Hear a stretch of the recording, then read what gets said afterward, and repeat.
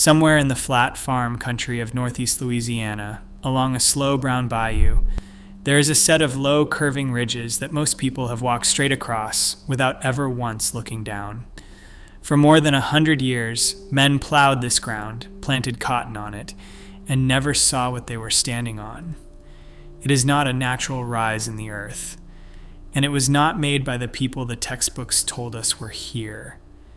It was raised by hunter-gatherers, folk with no farms, no metal, no wheels, no animals to pull a load, at a time when, by every rule we thought we understood, no one on this continent should have been able to build on such a scale. It was already ancient before the first American city ever existed. The strangest part is not that it is here, it is who made it and how fast. To find it, you follow a small road off the highway near the town of Epps, out where Bayou Macon runs shallow and slow along the edge of the lower Mississippi Valley. The land here is not desert and not mountain. It is the raised shoulder of an old floodplain, a long, low table of earth called Macon Ridge, the kind of ground a farmer would call good and a traveler would call nothing at all. Corn has grown here, cotton has grown here. For most of recorded memory, nobody thought there was anything beneath it worth a second glance. And yet, the shape is there once you know how to see it.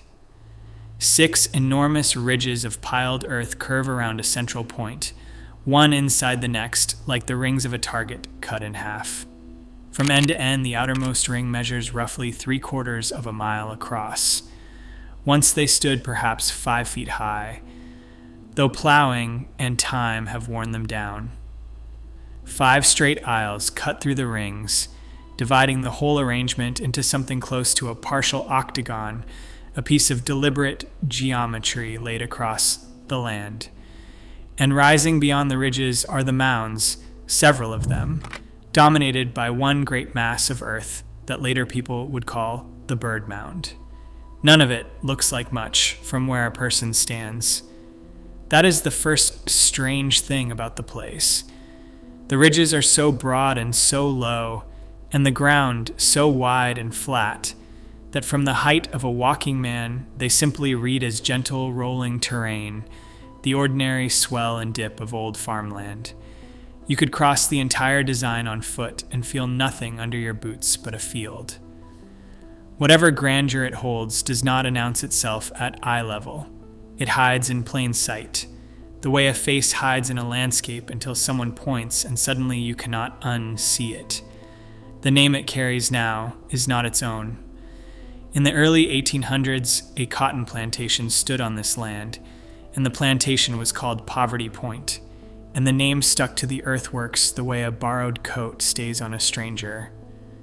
What the people who built these ridges called the place, we do not know. We do not know the word they used for home, or the name of the tribe whose hands moved all this earth, or the tongue they spoke to one another while they worked. That knowledge is simply gone, dissolved into the same centuries that flattened the ridges. What we can say is harder to accept than any missing name.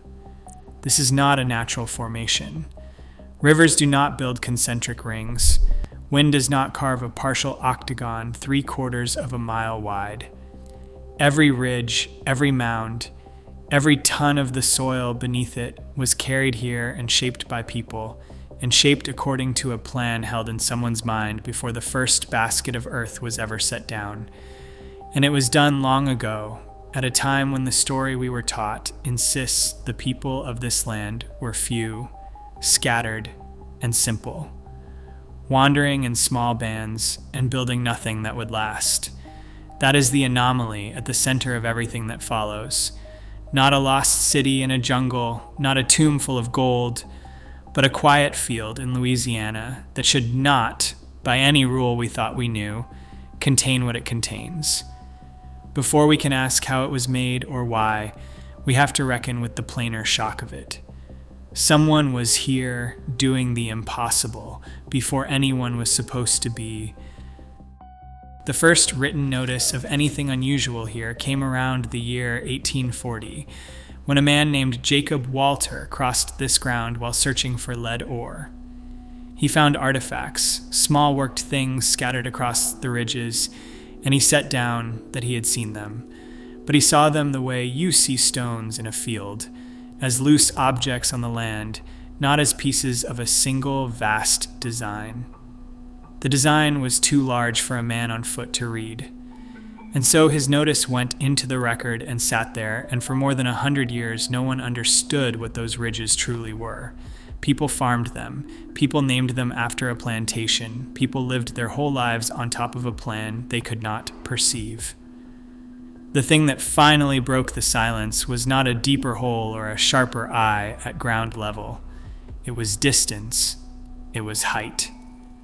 In the 1950s, someone looked at an aerial photograph of this stretch of Louisiana, a picture taken from far above the reach of any walking man, and the pattern rose up out of the fields as if it had been waiting.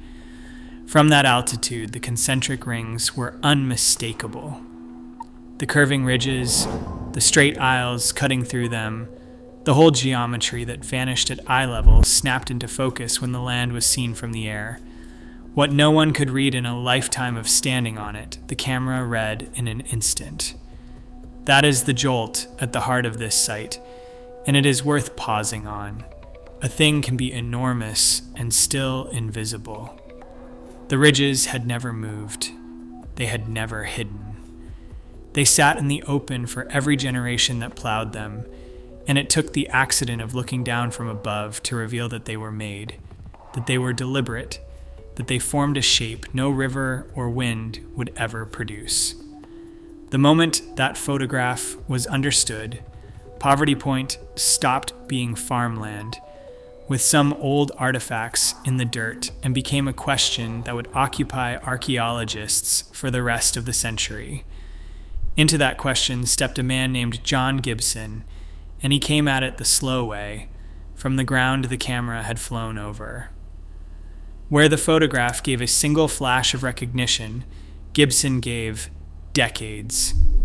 He walked the ridges and dug into them and measured them and sifted what came out, season after season, building patiently the understanding that a single image could only begin. If the aerial view supplied the revelation, it was the years of careful work on foot that supplied the meaning. The two together, the height and the patience, are what turned a shape in a field into a site the world would eventually protect.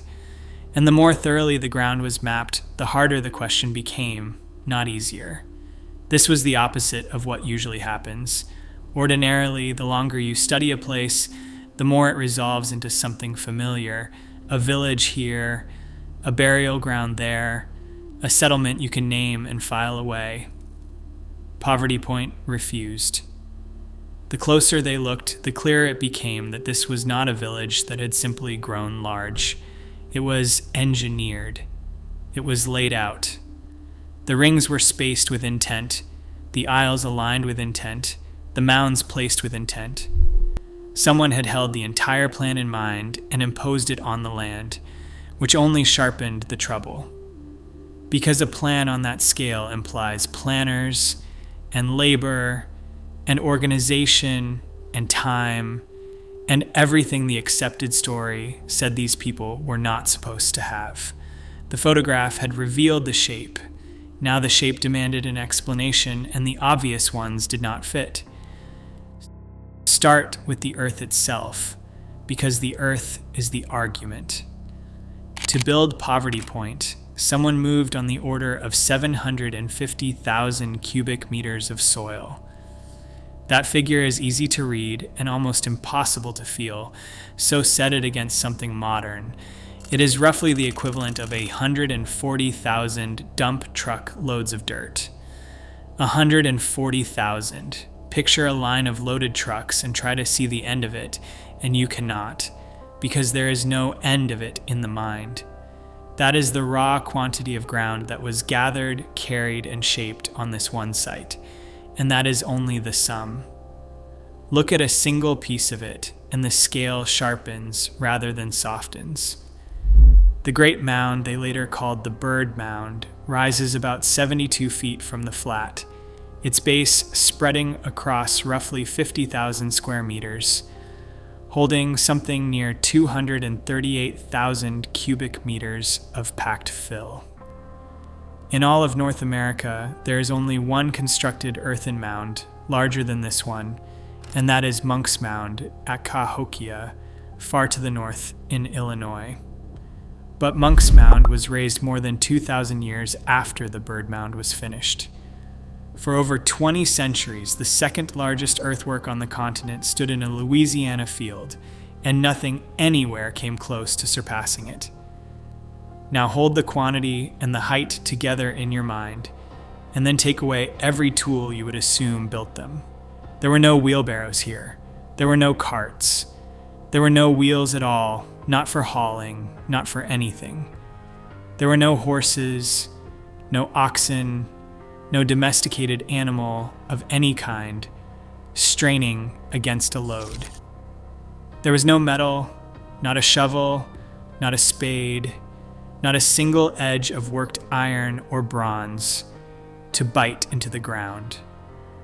Every assumption a modern person carries about how you move a mountain of dirt, you have to set down at the edge of this site, because none of it was available to the people who did the moving.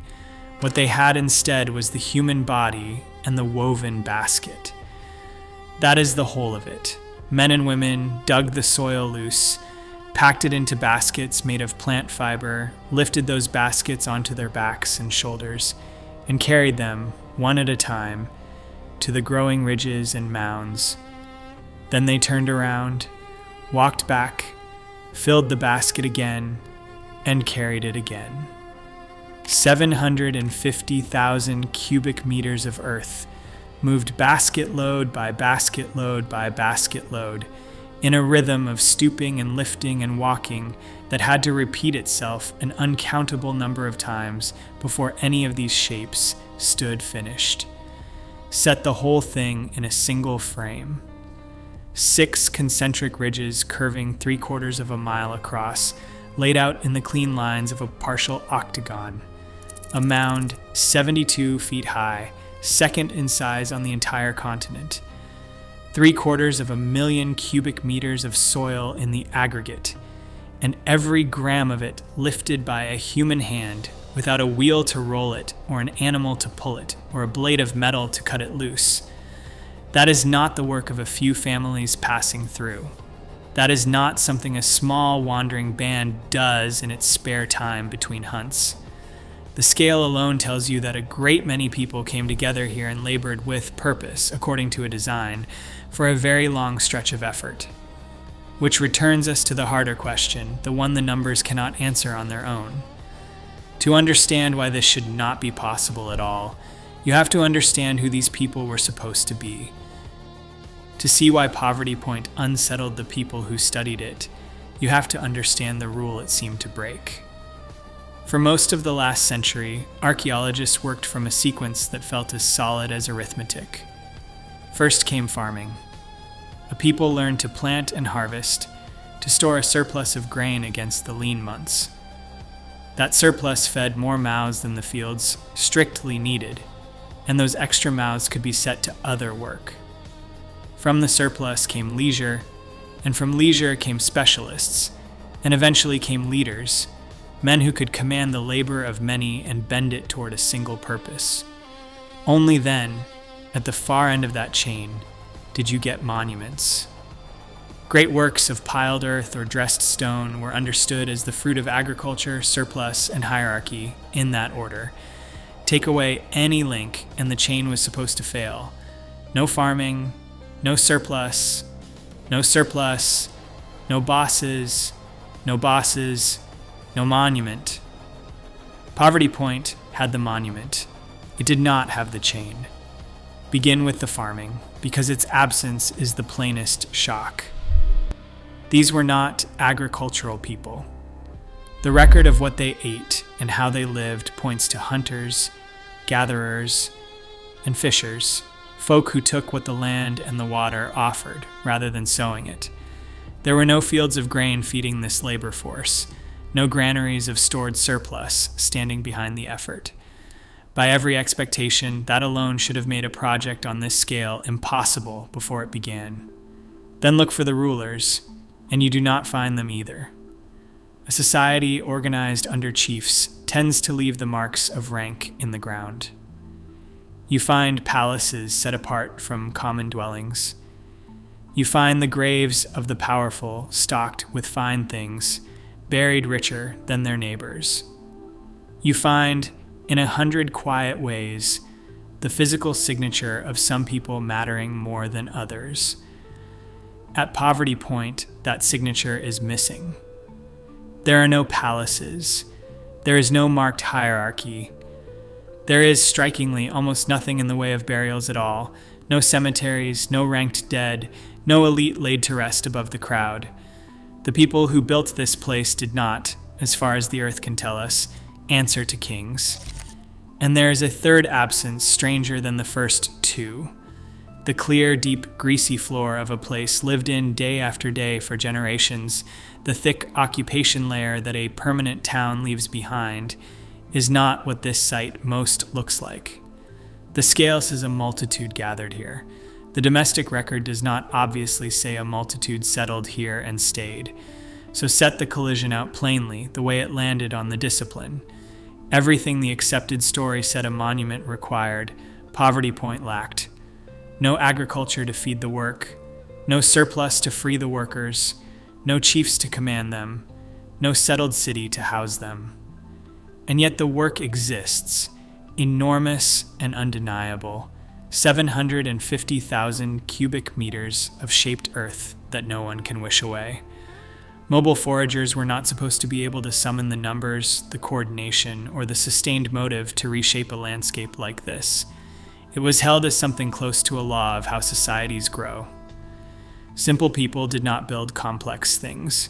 Here was the complex thing, sitting in a Louisiana field, built by exactly the people the law said could not have built it. That is the true anomaly, deeper than any missing name or worn-down ridge. And it forced a hard choice on everyone who took it seriously. Either the rule was wrong, or something about this place had been badly misread. The answer, when it came, made the puzzle stranger still. The man who pressed hardest on that puzzle is an archaeologist named Tristram Kidder, known to most simply as T.R. Kidder of Washington University in St. Louis. He and his colleague Anthony Ortman went back into the earth of the Great Mound, and they also re-examined a section of one ridge that John Gibson had first opened in 1991. They were not looking for treasure. They were reading the soil itself, layer by layer, the way you might read the rings of a tree, and what the soil told them stopped them where they stood. When people pile up earth slowly over years or generations, the ground keeps a record of the pauses. Rain falls on an exposed surface and washes it into little channels. Weather works at it. A thin skin of new soil begins to form on top before the next load arrives. Every pause leaves a mark, a faint seam between one stretch of work and the next. Kidder and Ortman went looking for those seams in the mound, and in the paper they published in the journal Geoarchaeology in 2013, they reported the thing that changes everything. The seams were not there. No erosion surfaces, no weathered layers, no skins of naturally formed soil between the loads of fill. The mound had gone up with no pauses at all. To feel the weight of that, you have to know the country it sits in. This is northern Louisiana, a place that now takes a great deal of rain. Even in a dry year, it strains belief that this ground could go 90 days without a serious downpour. And when rain falls on a half-built mound of loose earth, it leaves its signature in the dirt without fail. Yet the soil of this mound records no rain falling during its construction. The plain reading is almost too much to accept. The bird mound was raised in under 90 days, perhaps, Kidder allowed, in as few as 30. Not generations, not years. A single sustained burst of labor, start to finish, before the weather could so much as interrupt it. Then he asked what that speed would cost in human beings, and the answer widened the whole picture. To move that quantity of earth in that little time, he estimated a workforce on the order of 3,000 people, laboring together in a coordinated push. And 3,000 workers do not stand alone. Behind them are the ones who cannot dig, the young and the old, and those who feed and tend the diggers, which points to a wider society of something like 9,000 souls. 9,000, drawn together by people, the accepted story said, could not organize a village. There is one more turn, and it deepens the strangeness rather than easing it a bit. In a later study, published in the journal Southeastern Archaeology in 2021, Kidder showed that the builders had not merely dumped their baskets of dirt. They had chosen and mixed their soils, blending clays and silts and sand in deliberate proportions to make the fill durable. He compared it to the way the Romans made their concrete, or the way builders in ancient China packed rammed earth, a practical mastery of materials that no one expected here. It is why these earthworks have held their shape for more than 3,000 years without slumping into the fields around them. So the answer, when it came, did not restore the comfortable rule. It broke it further. Not a slow, plodding accretion by a simple people, but a rapid, engineered feat, planned, provisioned, and executed by thousands acting as one, which only sharpens the older question underneath. If these people could do this, then what exactly drew them to do it, and how far did their world really reach? Look now not at the labor, but at the reach, because the reach may be the more startling thing. Poverty Point sits on a ridge of soil in a river valley, and one of the plainest facts about that valley is that it has almost no stone. The ground gives up dirt and clay and little else. A people who needed hard rock to make tools and ornaments could not simply bend down and pick it up here. And yet the site is full of stone, and the stone came from far away. How far is the part that strains belief? Soapstone, the soft carvable rock, was carried in from the region of present-day Atlanta, hundreds of miles to the east. Clear quartz crystal came from Arkansas. There was galena, the heavy lead ore, and magnetite, and cherts of many kinds gathered from distant sources. And there was copper, worked into ornaments, that had traveled all the way from the country around the Great Lakes, near the top of the continent. Set the map in your mind and watch the lines converge. Materials were reaching this one Louisiana ridge from as far as 700 or 800 miles in several directions at once. A hunter-gatherer people, with no wheel and no beast of burden, had drawn goods across roughly half the eastern half of the continent to a single point. And they did things with those materials that speak of skill and of meaning together. They shaped small owls out of red jasper, delicate carvings no larger than a thumb. They made tiny drills of stone, micro drills, for work that demanded a fine and steady hand. They cast plummets, small weighted objects, and molded little human figures from clay. And in an enormous number, they made the objects that now carry the site's own name. Thousands upon thousands of fist-sized balls of fired clay, shaped and baked to hold heat and used in cooking. These are not the leavings of a rough camp. They are the products of a settled body of craft, repeated so often that the ground is thick with it. But the honesty that runs through this whole story demands a hard admission here, the same kind of admission that any careful account has to make. We know the materials arrived. We do not truly know how. If Poverty Point was trading for its soapstone and its copper, then somewhere near those distant sources we ought to find Poverty Point goods, objects made here that were carried out in exchange. And by and large, we do not. The things this place produced do not turn up scattered around the quarries in the copper country the way trade goods should. So the mechanism stays genuinely open. Perhaps they sent out their own expeditions to fetch what they wanted. Perhaps they exchanged perishable things, hides or dried fish or foodstuffs that rotted away and left no trace. Perhaps some other arrangement moved these stones that we have not yet imagined. The materials are real and the distances are real, but the machinery that carried them remains, for now, unknown.